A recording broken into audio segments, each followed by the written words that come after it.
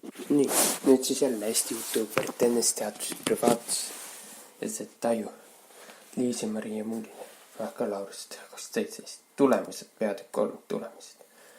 Käesolevas peatükis annan ülevaate tulemustest, mida ilmestan tsitaatidega, mis pärineb 10 valimi liikmega tehtud süvaintervjuudest. Tsitaatide lühendamisel on tulemuste esituse kasutanud märgistust, jutumärgid üles, jutumärgid alla, vahe. Jah. Esmalt kirjeldan YouTuberite olemust, tegutsemise põhjust ja eesmärk. Tulemust teises peatükis keskendun YouTuberite tajutavana auditooriumi, kellel sisu suunatakse, kellel mitte. Kolmandaks kirjeldan kasutajate esenesse presenteerimisstrateegiat ja toon välja, millist erinevusi näeb vastan nüüd päris jutumärkides mina ja YouTuber jutumärkides mina vahel. Viimast tulemuste peatükis toon välja aspekti, mida intervjueeritav pidasid privaatseks ja milliseid privaatsusstrateegiaid kasutatakse. 3.1. YouTuberitena tegutsemise mõtestamine. Kuna YouTuberit on defineeritud küllak erinevad, siis palusin intervjueeritavaid selgitada, kes nende jaoks on YouTuber. Intervjueeritavad ütlesid, YouTuberi jaoks on YouTube'i videote tegemine elustiili osa. Nimetati, et igas stiilis videote tegijat ei saa nimetada YouTuberiks. Näiteks ettevõtte kanali esindajat või lauludele coverite tegijat. Kuna YouTuberina nähti peamiselt YouTube'i sisule, kelle puhul peeti oluliselt järjepidevat videote tegemist, oma stiili väljatöötamist ja kasutamist, teiste YouTuberitega suhtlemist nii reaalses elus kui online'is ja öeldi, et inimene peab ennast ise tundma ja nimetama YouTuberiks. Ehk see coverite on siis YouTuber esitab teiste artisti loomingit läbi laulmis, lisades oma isikupära. 6. Number 6, siis YouTuber põhimõtteliselt ongi lihtsalt inimene, kes paneb üles videoid sinna ja teeb seda ütlema rohkem kui korra aastas, on ju. Et mingi järjepidevus peab ka olema. Et igaüks ka nagu, kes oma video sinna üles paneb, ma ei ütleks, et ta seda on, aga sest on mingi vahe, kindel stiil ja mingid siuksed asjad peab ikkagi olema, et sa saaksid ennast nimetada selleks. Ma arvan, et mul võttis endalgi üsna tükk aega. Et ma nagu olen üldse võimeline välja ütlema, et ma olen YouTuber. N6 ütles seda. Tsitaat on see siis. Intervjuude põhjal võib öelda, et kõigi valimi liikmetel on YouTube'is tegutsemisel oma kindel eesmärk kõigil. Peamiselt tegutseda kas iseendast või vaatajatest lähtuvalt. Enamik intervjueeritud YouTuberit tõid välja, et videote tegemine võimaldab end loominguliselt väljendada, sisustada vaba aega, areneda ja täita saavutusvajadust. M9. Eneseteostus. Nagu ongi eneseteostus. Ma praegu hetkel tegelen üldse mixtape'iga ja mul on plaan nagu see, et ma tahan esinema hakata ja see, et me sellega tulu teenime, see kõik on boonuseks. Ütles M9. Osad YouTuberid teevad videoid lisaks iseenda eesmärkide täitmisele ka vaatajatele meelelahutuse pakkumise inspiratsiooniks olemise eesmärgil.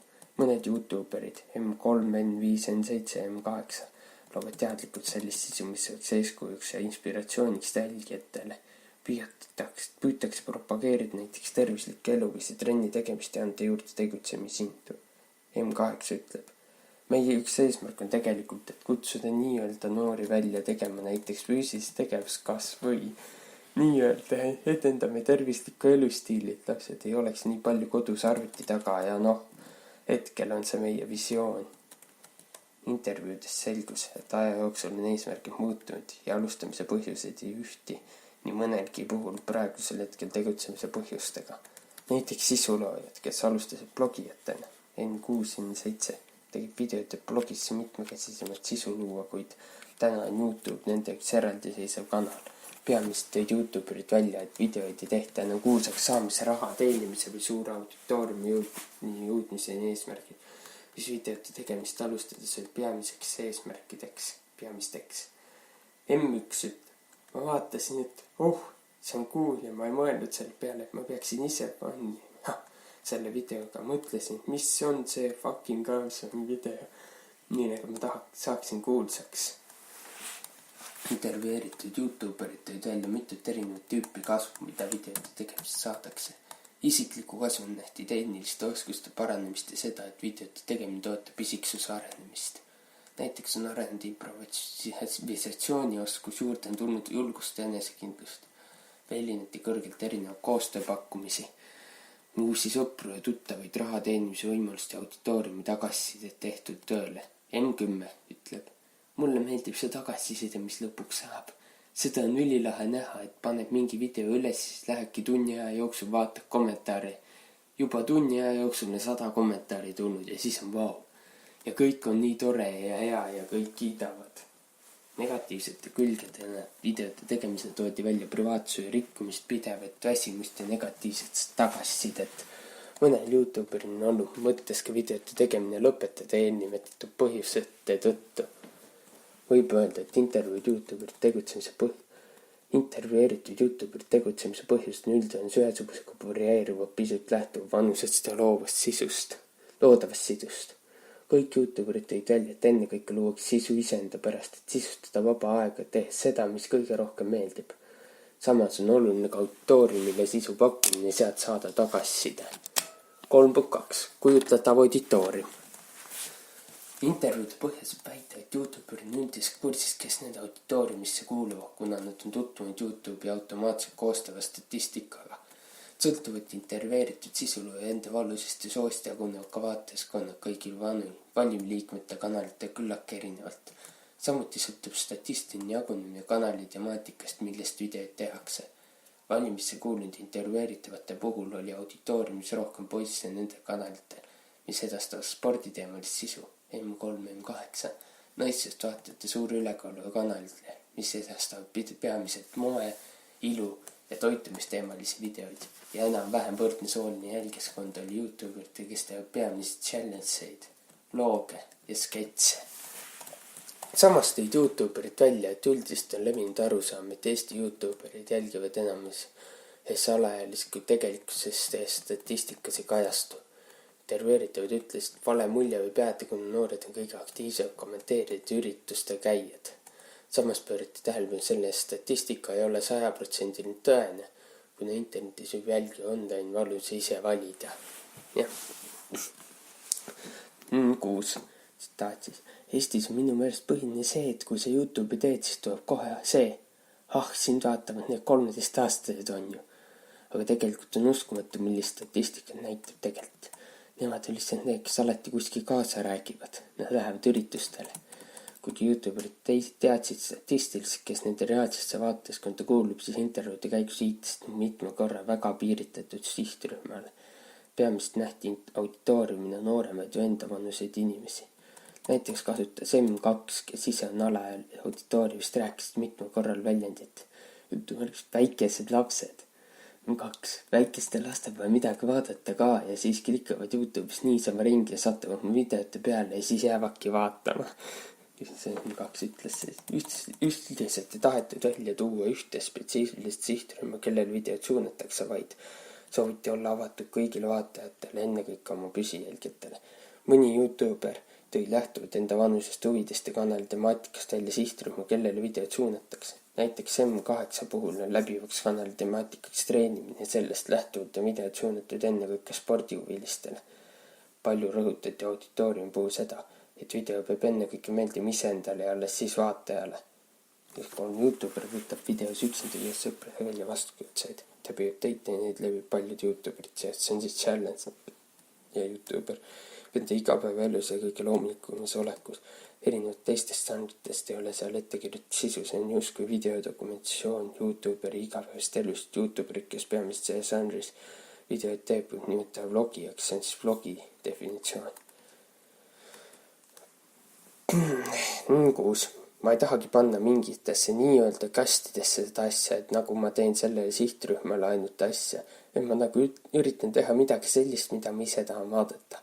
Ütleme siis, et võib-olla enda vanustele, aga samas kindlasti nagu ma tunnen, et ka nooremad saavad seda vaadata ja ka vanemad saavad seda vaadata.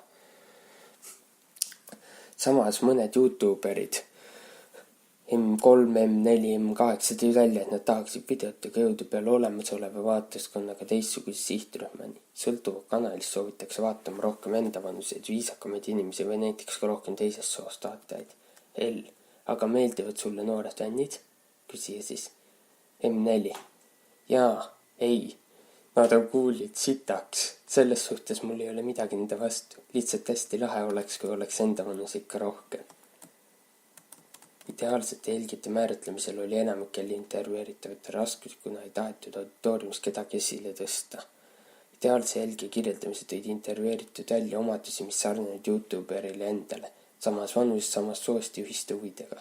Ideaalsete vaatete kirjeldamist toodi esile, et inimene võiks olla tavaline eestlane, kes on intelligentne ja viisakas, tegeleb elus erinevate huvitavate hobidega ning leiab YouTuberite videotest meelelahutust või inspiratsiooni.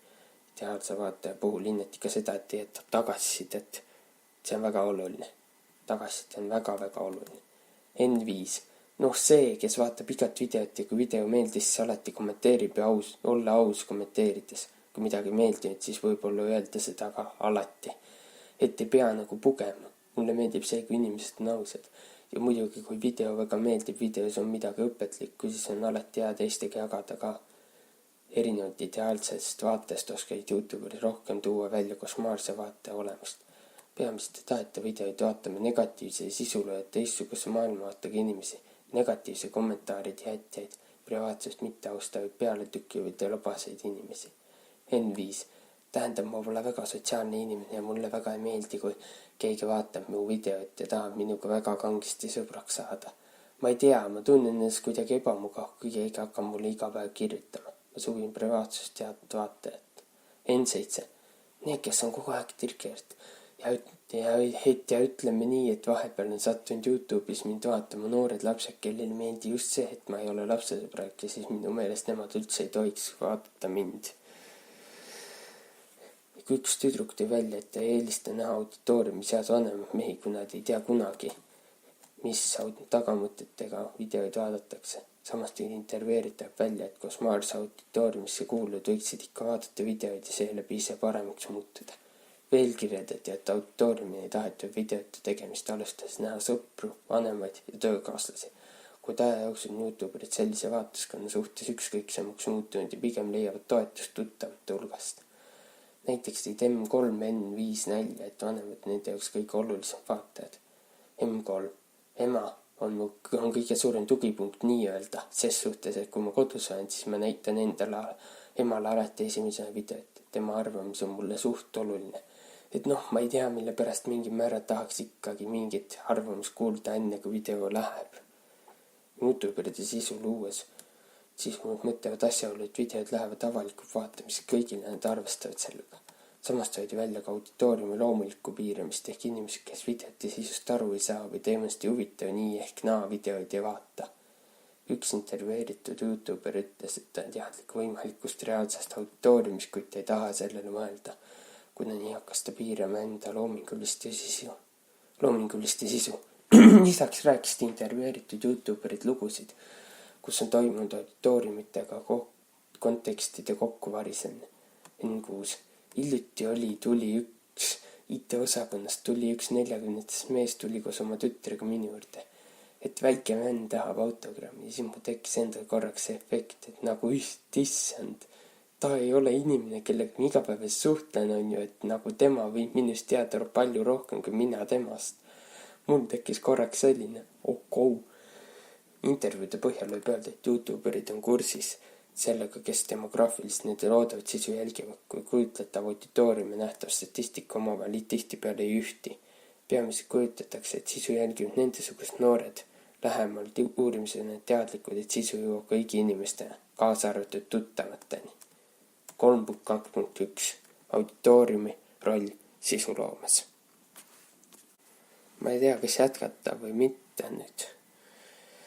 Auditooriumi roll sisuloomes, see tundub üsna pikk.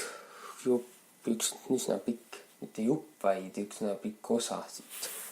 3.2.1. Ja läbi hakkab mul saamise. Ma arvan, et ma nüüd lõpetan. Tšau, head aega. Jah.